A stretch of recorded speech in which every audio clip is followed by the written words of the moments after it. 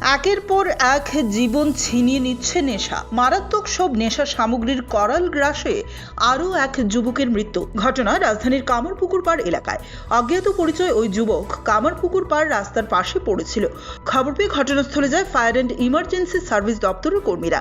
তারা অচৈতন্য অবস্থায় ওই যুবককে জিবি হাসপাতালে নিয়ে গেলে সেখানে কর্তব্যরত চিকিৎসক তাকে মৃত বলে ঘোষণা করেন। অতিরিক্ত নেশার কারণেই ওই যুবকের মৃত্যু হয়েছে বলে অনুমান করা হচ্ছে। তবে ময়না তদন্তের রিপোর্ট বের হলেই মৃত্যুর প্রকৃত কারণ জানা যাবে। নেশার কারণে রাজ্যে বহু যুবক যুবতী বিপথে চালিত হচ্ছে। অকালে হারিয়ে যাচ্ছে বহু তাজা প্রাণ। মানুষকে নিজেদের মধ্যে সচেতনতা না জাগালে এই মৃত্যুর মিছিল রোধ করা সম্ভব নয় বলে মনে করেন সচেতন নাগরিকরা। খবর আসলো 112 থেকে ফোন করছে যে কামারপুকুর পাড়ে একজন লোক অ্যাক্সিডেন্ট না দিয়া দিদি পড়ে রয়েছে। হ্যাঁ মনে টুটা খাইছে।